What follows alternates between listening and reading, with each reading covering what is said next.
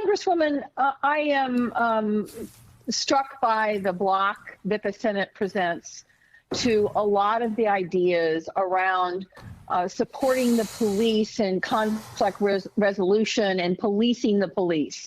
And ultimately, I think you would even agree that if it were possible, this would be better done on the local level.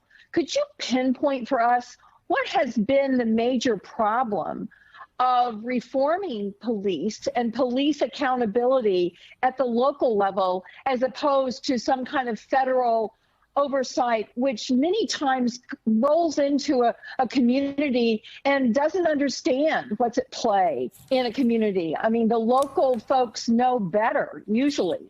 So as you move towards a federalization of accountability of police, why can't we get this better done at the local level? What is the problem?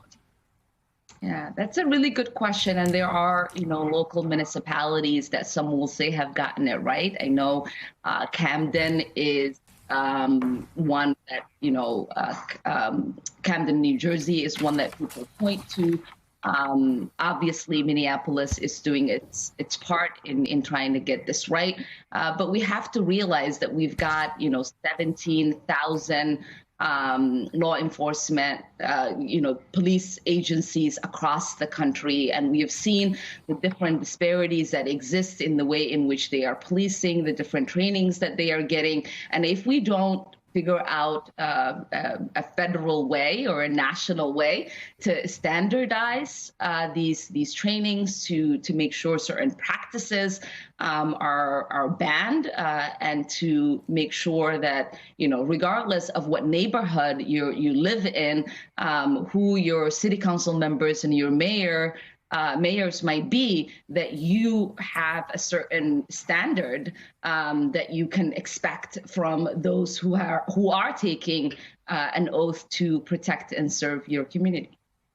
So Congresswoman, I'm glad that Claire brought up local community and Minneapolis, St. Paul, because 5 years ago, 6 years ago, I don't think any of us would have expected this coming out of Minnesota. And yet we saw the tragedy of the Castile shooting. And at least from my memories, it looked like a police officer panicked. And then we had the tragedy of George Floyd. Not a whole lot of panic there with Chauvin. And then you saw what happened, the tragedy of Daunte Wright. Again, a 25-year veteran of the force, again, appearing to panic. Police officers, police commissioners I spoke with were shocked at the training. So I guess my question, what is it with the Minneapolis-St. Paul area that you all have been at the forefront, unfortunately, of these tragedies over the past 4 or 5 years? Well, I don't know if these tragedies are uniquely Minnesotan, but what is unique about Minnesota is that we are people who don't let up until we get accountability. And so our loud voices is what you are hearing. Our demands for justice is what's propelling our cases to the national stage. We see it happen in Houston, in Los Angeles. We see it in Chicago, in other places.